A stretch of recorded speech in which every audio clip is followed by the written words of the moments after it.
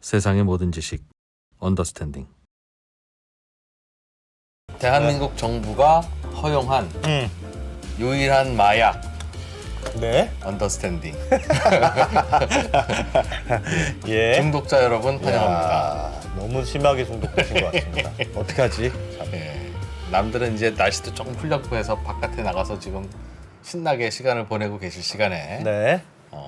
이 여기 모니터 와서, 앞에서 이게 뭐라고 마음에도 안 드는 잎으로 얼굴을 참아가면서 보시면서 끊임없이 호기심 천국을 즐기시고 계신 분들은 진정한 시청자십니다. 네. 그래서 오늘은 또 여러분들께 또 하나 중독성 있는 콘텐츠를 준비해 왔지 뭡니까? 예. 요즘 뭐 이런저런 미국에서 이렇게 중국에 무슨 풍선도 이렇게 보냈다고 하고. 중국이 풍선을 미국에 보냈는데 미국에 화가 났대요.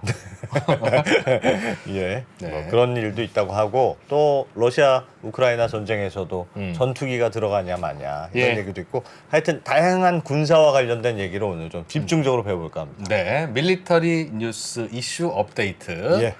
예, 잠시 후에 21세기 군사연구소의 류성엽 전문 연구위원을 모시고 예. 어른들 싸우는 이야기 재미있게 들어보겠습니다. 잠시만요. 예. 21세기 군사연구소 류성엽 전문 연구위원. 예. 바로 모셔보겠습니다. 어서 오십시오. 안녕하십니까. 네. 네. 오늘 대구에서 올라오셨다고. 포항입니다. 아, 네. 포항에서. 아, 또, 네. 저 따님이 오늘 결혼식이래. 졸업식이 있으셨대요. 따님이 결혼할 나이는 아닌 것 같습니다. 초등학교 딸이 결혼하려면 아직 한 20년 남았을 것 같은데요. 네. 네, 하여튼 멀리서 올라오셔서 감사합니다. 네, 저 군생활할 때 옆에 중대장 닮으셨습니다. 아, 예. 네. 오늘 하여튼 일단 저희가 그거부터 여쭤봐야 될 것 같아요. 풍선 얘기. 중국이 풍선을 보냈다. 무슨 일 있었어요? 풍선이 뭐 왔다 갔다 하면서 그 무슨 얘기입니까? 전 뉴스 못 들었습니다.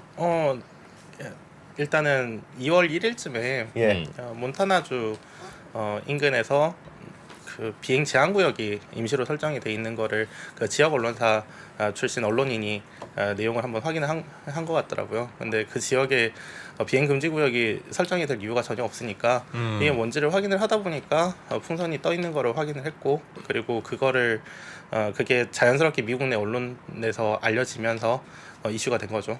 비행 금지 구역이 설정됐다는 게 무슨 말이에요?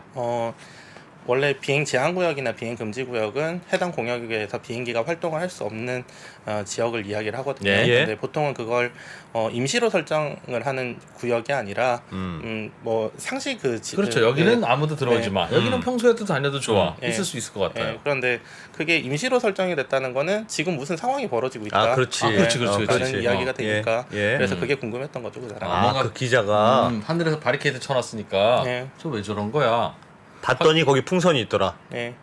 그래서 뭐 영상을 혹시 준비를 해주셨을지 모르겠는데 예. 뭐 내용 보시면은 직접 카메라를 들고 가서 찍었대요. 네, 네, 그 저희 뭐 여기서도 사용하고 계신 카메라에다가 예. 500mm짜리 장망원 렌즈를 가지고 음. 거기에 텔레컨버터라는 것까지 붙여서 1000mm짜리 초망원을 만든 다음에 그걸 직접 찍은 거죠. 아, 하늘을 쫙 이렇게 가가지고 네. 찍었다는 거죠. 네. 풍선을. 네. 그랬더니 어, 한 개 풍선이 한 개예요, 한 개? 예, 그때 발견된 건 하나였고요. 예. 풍선 사이즈는- 영상이 있으면 한번 사진이나 영상이 있으면 한번. 지금 제가 제 유튜브를 한번 만들어 보겠다고 하면서 자료를 만들었던 것 중에 하나인데 예. 여기 이렇게 그 체이스덕이라는 분이고요. 예. 아, 저 이분이 호기심 많은 기자분이. 네, 이분이 촬영한 것이 지금 보고 계신 저 사진입니다. 아, 저기 멀리서 뭐 얼핏 보면 달 같은데 네, 동그란 풍선이라는 거죠? 네. 실제로는 저게 어떻게 얼마나 큰지는 추정이 됩니까? 대략 잠시만요. 영상을 먼저 영상 좀 같이 한번 보시죠. 볼까요? 예.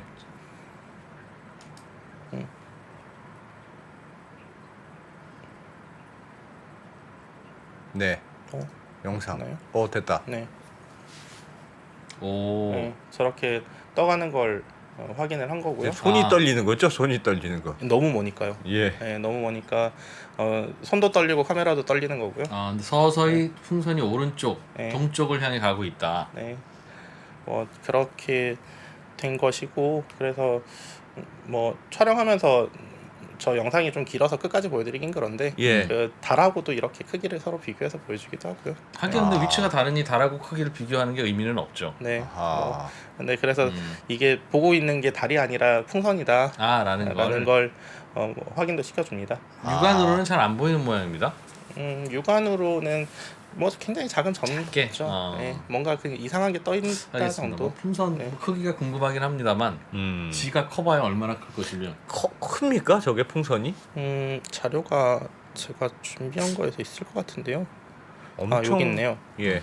거의 자유의 여신상하고 비슷비슷한 정도 높이라고 하고요.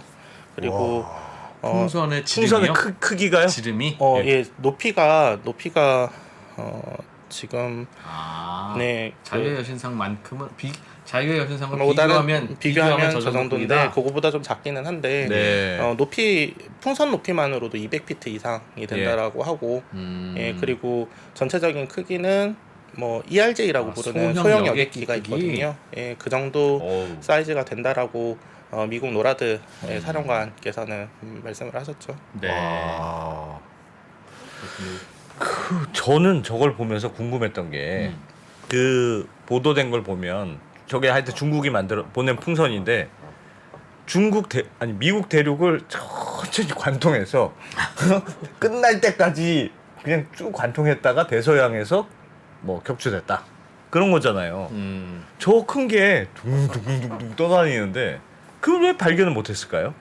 발견했으니까 비행 금지 구역을 설정한 거 아니겠어요? 근데 그건 나중에 발견한 거라니까, 그러니까 그거를. 비행 금지 구역 그러니까 군에서는 이미 확인을 하고 추적을 하고 있었던 상황인 거고 예. 추적을 하고 있으니까 임시 비행 제한 구역을 설정을 한 거죠. 예. 예, 그리고 그걸 대외에 알리지 않고 내부적으로 처리를 하고 있다가 예.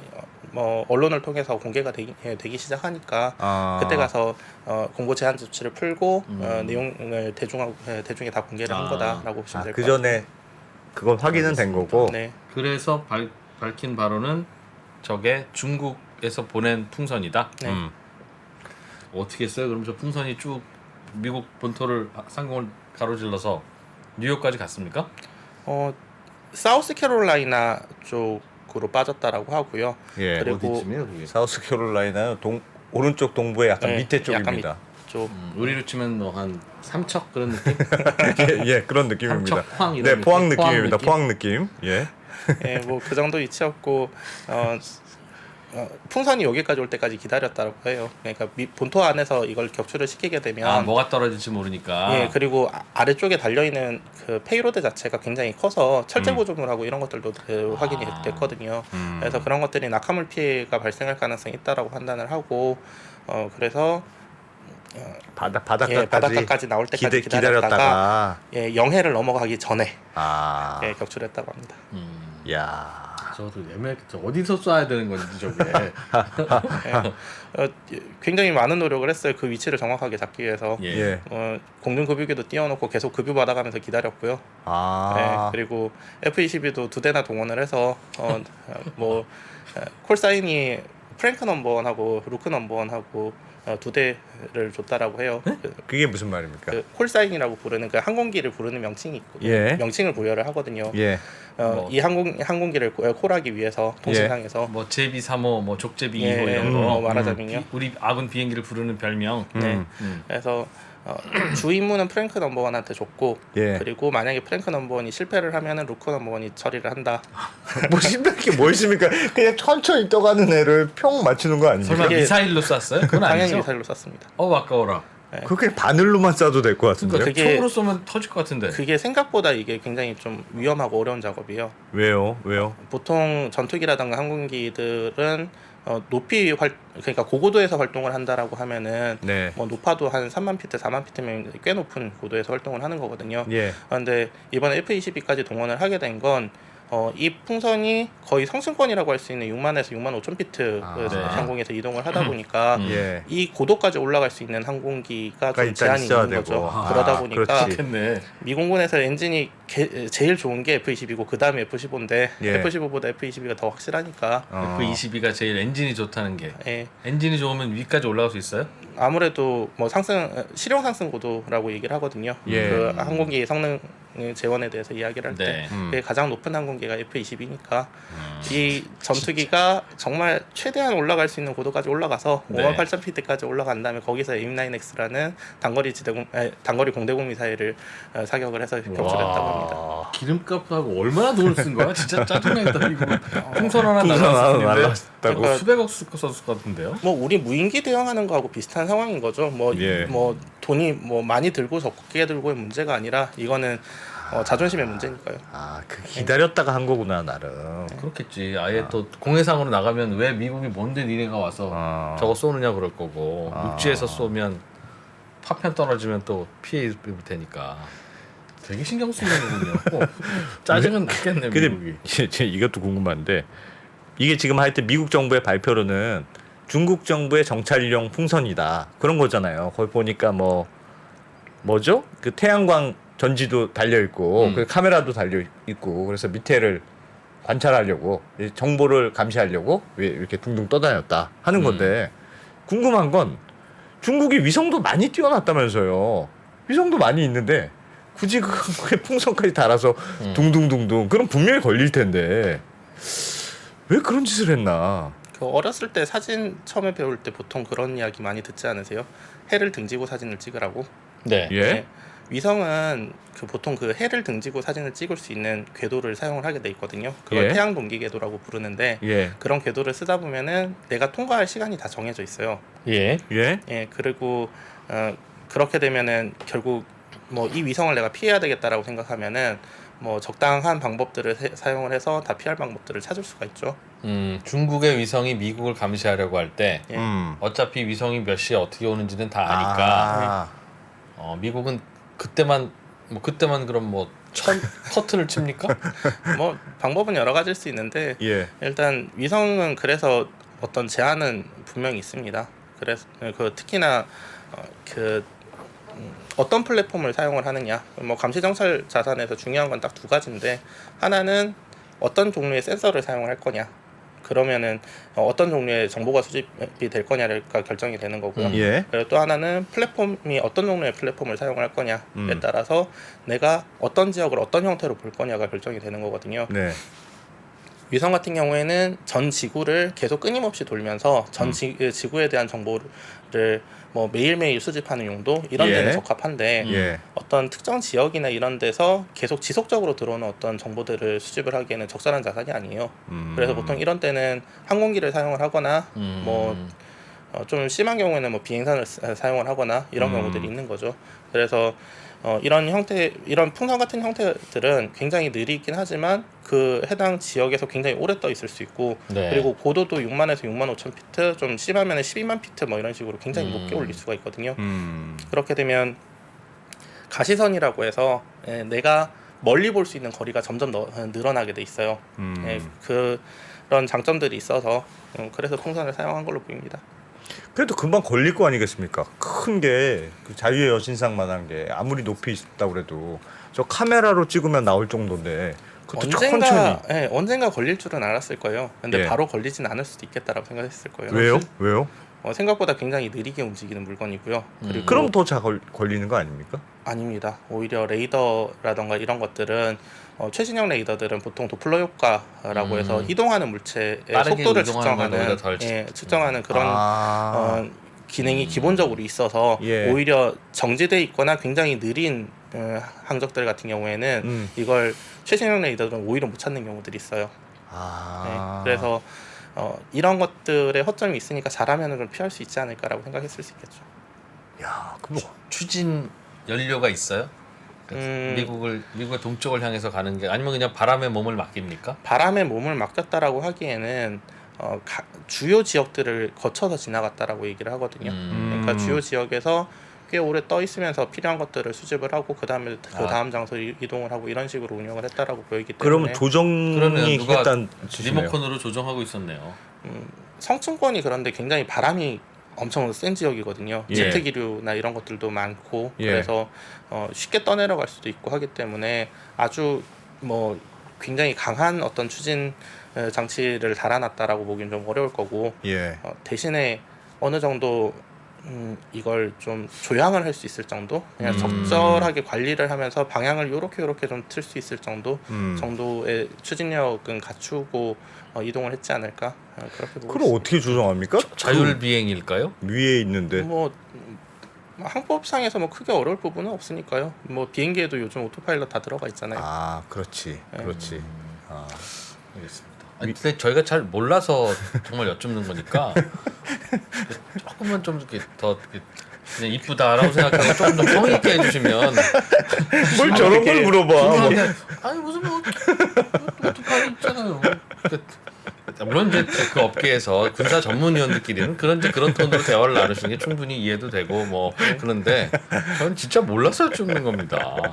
아니 죄송합니다. 이게 저도 뭐 그 어디까지 설명을 드려야 될지가 사실은 좀 알겠습니다. 감이 안 오는 네, 저희도 뭐 있어서요. 최대한 네, 알겠습니다. 감안해서. 예, 여쭤보죠. 네. 그래서 그런 풍선이 날라왔군요. 아. 이거는 처음 발견된 거예요? 아니면 늘 왔다 갔다 하던 거로 추정되는 겁니까? 일본에서는 몇 년 전에 발견이 된 적이 있었던 것 같아요. 중국산 그 풍선이? 네. 예. 그런데 이런 활동들이 과거에도 다른 지역들에서 활동하던 양상들 이런 것들이 좀 수집이 된 내용들이 있었던 것 같고 이게 미국에서는 계속 꾸준히 이 내용들을 좀 분석을 하다가 이번에 좀 작정을 하고 대응을 하는 발표한 것이다. 네, 그런 상황으로 보입니다. 그 전에도 있었을 것이다. 네. 그럼 중국이 그럼 꼭 미국뿐만 아니라 다른 나라들을 정찰하려고도 보냈다는 뜻입니까? 오늘 뭐 미 국무부 쪽에서 의회 청문회 과정에서 이야기들이 좀 나왔던 것 같은데 북미에서도 네. 뭐 발견되고 뭐 다른 데서도 발견되고 5개 대륙에서 예. 40개국에서 이런 형태의 풍선이 발견이 된 적이 있었다라고 예. 보고를 했고요. 그리고 사용한 어제 새벽에 한국 시간으로 어제 새벽쯤에 예. 그 물에 떨어져 있던 잔해들 일부를 수거를 한 모양이더라고요. 예. 그래서 의회 청문 과정에서 그 내용도 좀 일부가 나온 것 같은데 통신 수집과 위치 파악 목적의 다중 안테나가 발견이 됐다라고 그렇게 보고 통신 수집이라는 건 뭡니까? 저희가 핸드폰을 쓰기도 하고요. 예. 그리고 뭐 통신할 때 위성 통신 같은 것들을 쓰기도 하지 않습니까? 예. 이런 것들은 결국에는 전파로 돌아다니겠죠. 예. 그러면은 누군가가 안테나를 들고 이 전파들을 수집을 한 다음에 그 신호를 분석을 해서 여기에서 돌아다니고 있는 통신 내용이라던가 예. 아니면은 거기에서 돌아다니고 있는 데이터라던가 이런 것들을 수집하고 분석할 수 있는 방법들이 있습니다.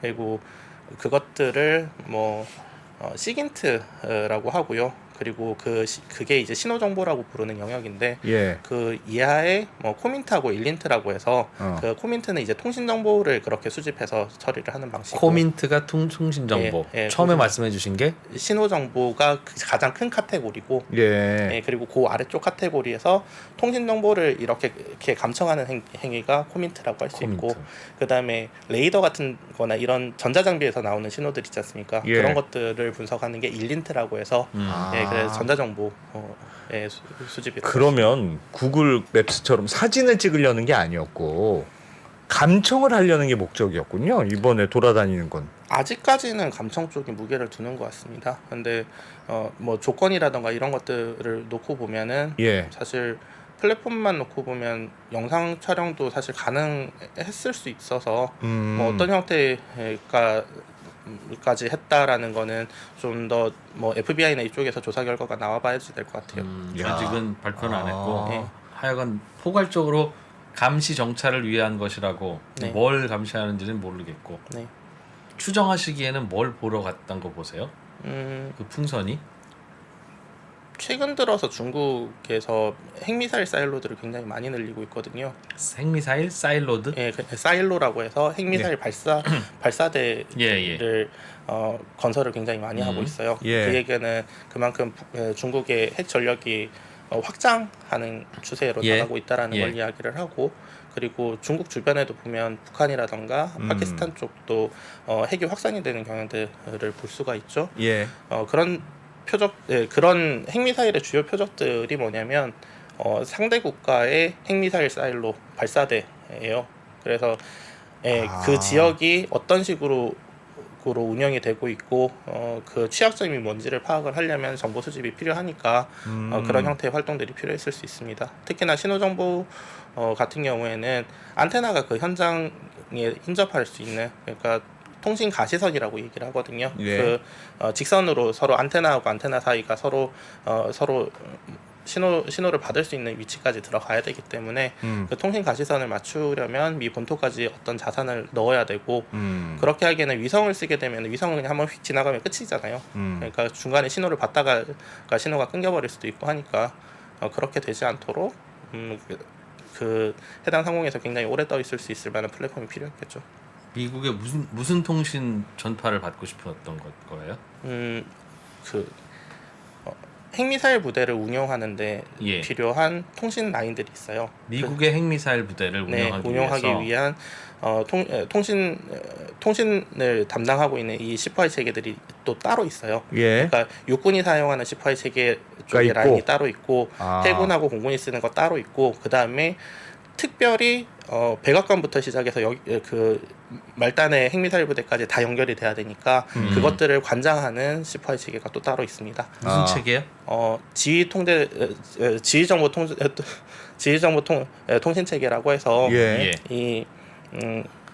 그 핵미사일을 쏴라라고 그런 하는 명령을 내릴 때는 별도의 라인과 통신을 쓴다. 네, 통신도 그렇고 그 통신 말고도 우리가 그 업무용으로 쓰는 워크그룹 같은 것들 이런 툴 같은 것들 많이 있지 않습니까? 예, 그런 예. 것들도 시파이 체계의 일부거든요.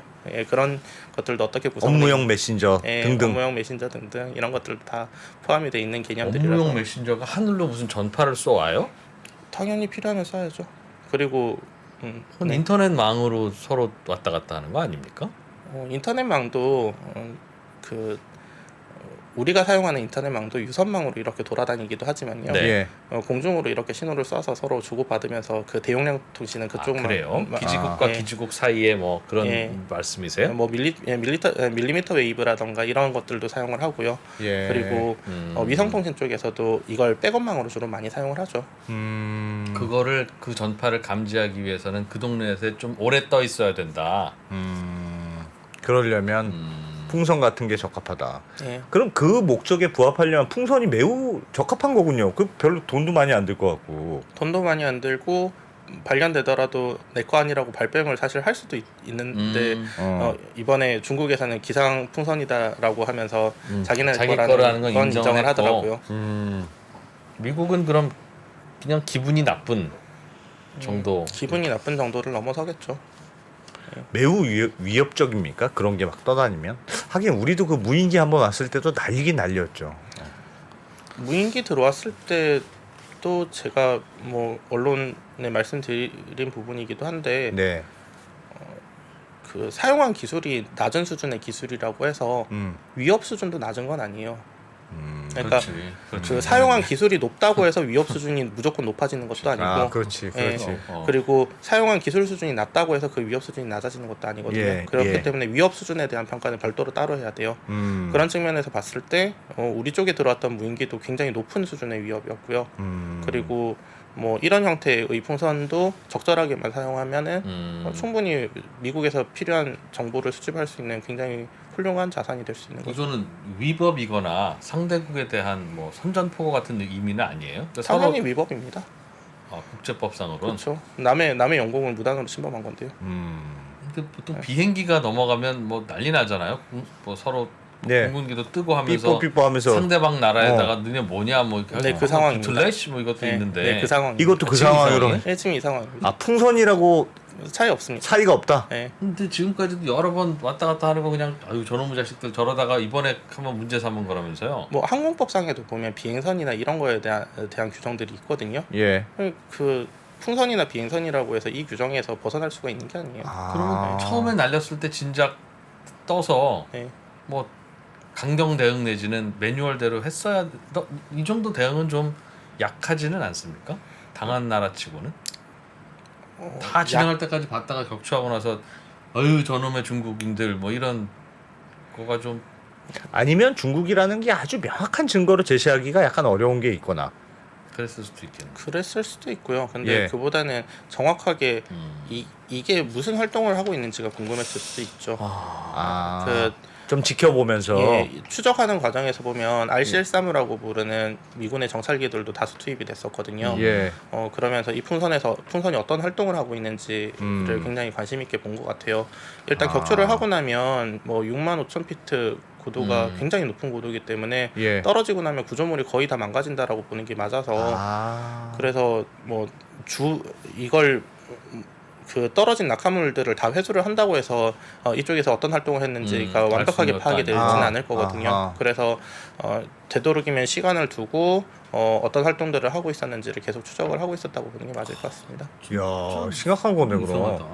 그 미국은 중국이 핵무기를 쏠까봐 예. 날라오는 미사일을 우리가 어떻게 격추할 건지 뭐 이것도 위성을 이용해야 되는지 이 고민을 하는데 저기에 사람 하나 타고 있으면서 핵폭탄 터뜨렸으면 그냥 떨어지는 거잖아요. 핵폭탄까지는 무리고요. 예. 그 무기를 실을 수 있다면서요. 무기를 싣는 거는 뭐 가능성이 없는 얘기는 아니고 예. 뭐 미 공군 지참대 쪽 논문들 한번 찾아보니까 예. 뭐 한 10여 년쯤 전에 작은 폭탄을 비행선에다 달아서 네. 뭐 6만에서 12만 피트 정도까지 올리고 난 다음에 여기에서 활공폭탄을 투하해서 표적을 제거하는 방법 같은 것들은 논문이 한번 나온 적이 있더라고요. 근데 그런 식으로 쓸 수는 있는데 뭐 예. 현실적이진 않습니다. 왜 현실적이지 왜요? 않습니까? 지나가는 길에 워싱턴을 지나가면서 딱 뿅. 해서 땅 떨어뜨리면 레이더에도 안 걸리고 천천히 움직이니까 네. 이렇게 하다가 뿅 떨어뜨리면 레이더에 안 거의 걸릴 스텔스기 같은 느낌일 텐데. 레이더에 안 걸릴 수 있는 거는 어떻게 보면은 이게 신호 특성이 좀 작은 경우라서 그럴 수도 있거든요. 예. 근데 그런 무장을 달기 시작하면 전체적으로 무거워지기도 하고 신호 특성 측면에서 또 레이더에 더 발견될 확률이 더 높아지기도 하고 거기에 무거운 뭔가를 실으면 레이더가 무겁다기보다는 그 구조물이 좀 복잡해지기 시작하면은 신호 반사가 더 커지는 경향들도 있으니까요. 그러니까 단순하고 그냥 풍선이면 둥글둥글하니까 네. 이거는 구름인지 뭔지 헷갈리는데 네.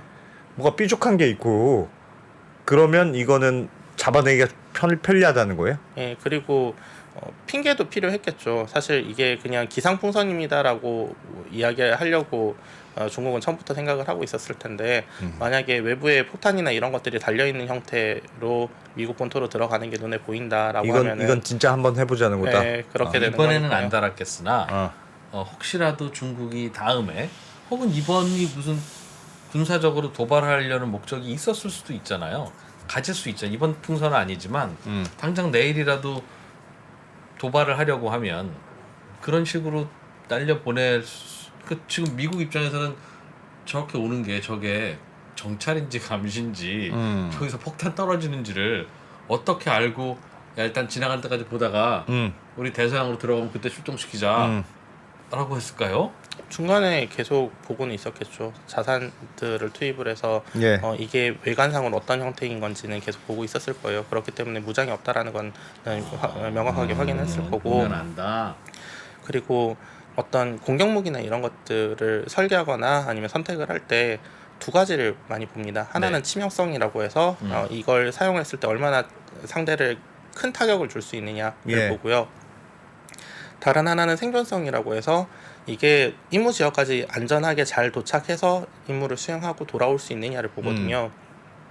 근데 생존성 측면에서 이 풍선이라는 거는 거의 발견되는 순간 이제 생존성이 없어지는 그냥 끝이에요. 그런 너무 거잖아요. 격추당했어. 네. 예. 그래서 1차 세계대전까지만 해도 비행선 같은 것들을 이 폭격용이나 이런 것들로 사용을 했어요. 예. 그런데 더 이상 사용을 하지 않게 된 게 효과가 더 없구나라는 판단이 들어서였거든요. 자꾸 발견되니까.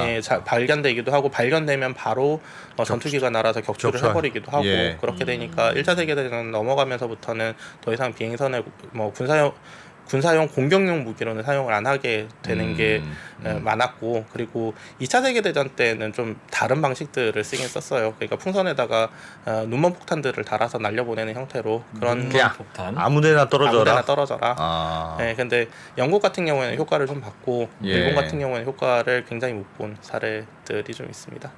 영국이 쐈을 때는 효과를 보고 네, 왜 차이가 있습니까? 영국 같은 경우에는 좀 굉장히 작고 값싼 이런 형태의 풍선을 만들었다고 해요. 예. 뭐 당시 기준으로 뭐 몇십 실링밖에 안 되고 뭐 지금 화폐 가치로 환산을 해보더라도 대략 한 100파운드 정도밖에 안 되는 그런 폭탄에다가 두 가지 타입의 페이로드를 단 거죠. 하나는 인화 물질을 달아서 예. 산불을 유도하는 예. 그리고 다른 하나는 철막대기 같은 것들을 달아서 예. 전선에 이게 딱 접촉을 하면은 그 단전이 발생하도록 하는 예. 그런 것들을 했는데 뭐 그렇게 해서 이걸 뭐 영국에서 유럽 방향으로는 쉽게 날릴 수 있으니까 도보가 굉장히 짧지 않습니까? 예. 쉽게 많이 날릴 수 있으니까 이걸 왕창 많이 보내서 그냥 곳곳에 아무렇게나 걸려라 하고 그냥 보내는 거예요? 예, 곳곳에 화재가 발생하도록 만들고 그리고 이 화재를 잡기 위해서는 화재 감시원이 필요할 거 아니에요. 예. 전쟁 때는 사람이 다 자원인데 그 자원을 불필요하게 투입하도록 만들고 그리고 풍선이 발견이 되면 아이고야. 루프트파페가 출격을 해서 전투기가 이 풍선을 막 요격하려고 달려들게 하면서 예. 사람을 피곤하게 만들고 아. 예, 그리고 뭐 전선이 자체 만드는 네, 거. 정말 뭐 모기처럼 귀찮게 만드는 예. 그런 형태죠. 예. 그래서 뭐 전기가 단전이 돼서 뭐 철도라던가 이런 것들을 사용하기 힘들어지고 이런 환경들도 조성을 하기도 하고 네. 그랬다고 합니다. 일본은요, 근데? 일본은 좀 철이 없는 생각을 한 거죠. 굉장히 커다란 풍선에다가 비슷하게 화재를 유발할 수 있을 정도의 좀 큰 폭탄들을 달아서 미 본토까지 날리겠다라고 생각을 했대요. 제대로 된 폭탄을 뭐 아주 제대로 된 폭탄은 아니라도 화염병 같은 거 있지. 뭐 화염병에서 조금 더 큰 예. 정도인 거죠. 그런데 예. 그런 것들을 사용을 했는데 그 일단은 미 본토까지 정상적으로 날아가는 게 좀 많이 드물었고요. 그리고 날아갔다고 하더라도 이게 사람한테 피해를 주거나 이런 경우들이 많이 적었고 화재가 몇 건이 보고가 되긴 했는데 거의 무시할 수 있을 정도였다고 합니다. 아 멀어서 그랬구나 일본은. 네. 뭐 이렇게 사진을 뭐 보여드릴 수도 있는데 예, 보여주십시오 네, 사진. 이게 영국에서 보냈던 와, 네, 저만한 풍선으로. 네, 저만한 굉장히 작은 풍선들이죠. 저걸 아, 거의 뭐 99,000개라고 하니까 거의 10만 개 보낸 거죠. 야, 네. 그래서 42년부터 44년까지 꾸준히 보냈고요. 뭐 헬륨이나 이런 게 들어 있어요? 헬륨은 비싸잖아요. 네. 뭘로 그럼 띄워서? 뭘로? 수소로 채워야죠. 수소. 수소로. 네. 그거 하면 저는 둘 팡 중에 터진 뭐가 더 비싼지 펑 터진 거 아닙니까? 아, 아이 참. 아이 참이 아니라 오늘 어떻게 해야 되나? 아니 이거는. 저는 아니 경제 채널이라고 해서 네. 그 뭐 원자재 가격에는 굉장히 민감하신 분들이라고 생각해서 혹시 이게 헬륨 수소는 잘 모릅니다. 아, 위원님. 네 죄송합니다. 모르니까 배우는 거 아니겠습니까? 아니요 뭐, 아, 정말 언더스탠딩 저희가 몇 년째죠? 네, 2년째입니다. 모른다고 무시하시는 분들 아니요 처음입니다. 무시가 아니고 죄송해요 잘못 예. 예, 전혀 화면 같이 한번 보죠. 네. 네. 그리고 지금 보시는 사진이 일본에서 사용을 했던 이 풍선 폭탄. 저 풍선 안에 저 잡동사니들이 들어 있었어요. 네. 그래서 딱 보기에도 굉장히 큰. 그러네요. 네. 저건 풍선도 좀 컸어야 되겠네요. 그 저 잡동사니가 뭔데 저걸로 뭘 하겠다. 위에 배터리라고 써 있는데? 예, 위에. 뭐 배터리 그리고 뭐 퓨즈. 그러니까 신관이죠. 뭐 이런 것들하고 뭐 인화 물질들. 요 이쪽에 아래쪽에 여기가 이제 요런 것들이 이제 폭탄들인 거고요. 예. 아하. 저거는 저렇게. 일본 거였고. 네. 와, 샌드백도 들어 있네요. 밑에 모래 주머니. 적당히 이렇게 무게를 그래야 잡아줘야지 너무 떨어지죠? 높이 올라가서 풍선이 터져버리거나 이런 것들도 막아줄 수 있으니까. 저 나무 토막 같이 원통으로 되어 있는 게 저게 폭탄이군요. 야, 아까 전에 영국에서 보낸 거를 그냥 한 10만 개 이렇게 보냈으면 진짜 짜증났겠네. 저런 작은 풍선들이 막 하늘에 빽빽하게 왔을 거 아니겠습니까? 저 1, 2, 4 전투기로 격추시킬 수도 없고. 와, 근데 놔두면 자꾸 떨어져서 불 내고. 알겠습니다. 요번에 그럼 중국에서 만들었다는 그 풍선은 중국에서 띄워 올려서 미국으로까지 갔을까요? 어떻게 했을까? 어디서 띄웠을까요? 띄우는 걸. 그게 다들 궁금해하는 부분이긴 한데요. 네. 좋은 질문이었습니까? 예, 아주 야. 좋은 질문이죠. 감사합니다. 근데 어디서 띄우지 않았겠어요? 그게 왜 궁금합니까? 근데? 그냥 날아가는 거 신기한데 아니 그게 좋은 질문이래잖아요. 아니 위원님 그게 왜 좋은 질문입니까? 상해에서 뛰었을 수도 있고 중국 본토 어딘가에서 뛰었겠죠. 네. 그게 왜 좋은 질문입니까? 아니 중국에서 뛰었는지 아니면 미국 근처에 가서 뛰었을 수도 있고. 하여간 그랬을 수도 있는데 예를 들면 미국 근처에서 뛰었다고 칩시다. 네. 그러면 그게 좋은 질문이 됩니까? 변수가 있습니까? 중국 어디쯤에서 뛰었는지가 이거에 왜 변수입니까? 이걸 얼마나 멀리까지 뛰어서 얼마나 멀리까지 보낼 수 있느냐 이런 질문이지. 제가 보기엔 그냥 불쌍해서 좋은 질문이라고 한번 해주신 것 같아요. 아니요, 그건 아니고요. 그렇죠. 그 예. 같은 질문들이 고맙습니다, 좀 어쨌든. 자주 나왔던 모양이에요, 미국에서도. 그래서 그 미국 쪽에 굉장히 오랜 기간 동안 그 기상 리포터를 하셨던 분이 네. 기상학자이기도 하셨는데 이분이 그 바람의 방향을 확인을 한 거죠. 그래서 그 모델에다 넣고 확인을 해보니까 이 풍선이 지금 시기에 이 위치에서 발견이 되려면 출발을 중국에서 할 수밖에 없다라고 뭐 그렇게 분석을 하시기도 하셨어요. 풍선의 크기를 보고 그렇게 알 수 있는 걸까요? 바람인 것 바람? 같아요. 예. 그래서 저는 이 기상학자는 아니니까 네, 기상 전공은 아니라서 중국에서 뛰어서 미국 본토까지 날려보냈다. 바람을 타고 왔다면 네. 별도의 추진 엔진이 있다면서요. 있다고 하더라도 그 바람에서 크게 벗어나는 형태는 아니겠죠. 그냥 조금씩 방향을 바꾸는. 그리고 그런 형태의 기상 모델들은 중국도 많이 사용을 하고 있는 거니까 그리고 운영 경험이라던가 이런 것들이 많이 늘어나게 되면 대략 어느 방향으로 날아갈지 예측이 되잖아요. 뭐 그렇죠. 그런 것들이 있으니까 그런 거고 사실 한국에서도 풍선 많이 쓰고 있잖아요. 뭐 대북전단 날리고 이렇게 하시는 분들이 많이 쓰고 계셔가지고 그분들도 그런 기상 조건이라던가 이런 것들 다 확인을 하고 날리시는 분들이 많으시니까 뭐 비슷했다라고 보시면 중국에서 날렸으니까. 그러면 앞으로 예를 들면 이번에 미국에서 이제 의회도 막 난리치고 뭐 이렇게 언론들도 난리치고 이번 건 가지고 미국에서 이제 발칵 뒤집혔잖아요. 그러면 이제는 중국은 이런 풍선을 날려보내기 어렵습니까? 아니면 중국도 계속 이런 걸 날려보낼까요? 어떻게 예상할 수 있어요? 이런 게 좋은 질문입니다. 좋은 질문인가? 설명 들었어도 어디서 쏘아 올렸는가는 지금도 별로 안 중요하다고 생각합니다. 알겠습니다. 어디서 올렸겠지 그건. 뭐 중국 지도부에서 의도하시는 바대로 가겠죠. 그게 그러니까 뭡니까? 이걸 정치적인 의도로 계속 이 문제를 좀 확대를 시키고 싶다라고 생각을 하시는 거면 그 계속 풍선을 띄워서 날리면서 우리는 기상 풍선을 띄워서 날리고 있어라고 계속 버틸 계속 거고, 우길 거고 우기고 버틸 거고 그리고 대만 근처에서 미국의 정찰기들이 활동하는 과정에 대해서 중국은 굉장히 민감하게 반응을 하고 있는 부분들도 있거든요. 그러니까 그런 부분들을 너네도 한번 당해봐라라고 하면서 계속 보낼 수도 있을 거고 다른 한편으로는 양국 관계가 너무 안 좋아진다라고 판단을 하면 그만할 수도 있겠죠. 근데 언젠가 발견이 될 거라고 생각하고 보내기 시작했다라고 하면 언제쯤 이런 일이 벌어질 거라고 생각을 했을 거고 뭐 그랬다면은 그래도 어쩔 수 없다라고 하고 뛰었을 것이다. 영국처럼 신기하네. 귀찮게 그냥 빵창 해가지고 훅 날려보냈으면 어땠을까요? 진짜 귀찮았네. 요즘에는 저런 짓 내지는 저런 일을 하는 나라는 중국밖에는 없으니까 이번에 발견된 게 지난번에는 뭐 어디 일본에도 띄워보냈다고 하는데 그것도 중국의 작품입니까? 중국만 계속 이러고 있어요? 요즘? 북한도 왜 삐라 이런 것도 다 풍선으로 띄워주는 거 아닙니까? 우리도 삐라를 풍선으로 우리도 삐라 풍선으로 합니까? 대부분 우리도 북파 공작은 다 있고요. 다 똑같이 합니다. 우리도 뭐 다른 나라 침략해서 그들 뭐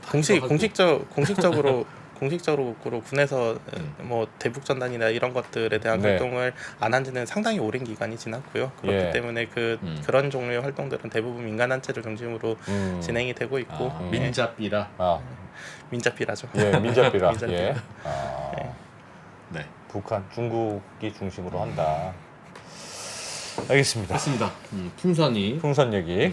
한 1분만 쉬었다가 다른 얘기로 넘어가 볼까요? 저기 저 우크라이나 러시아 전쟁이 거기서도 얘기할 게 많습니다. 변수가 있답니다. 그래서 들어보죠. 1분만 쉬었다가 풍선 얘기는 여기서 돌아오겠습니다. 마무리.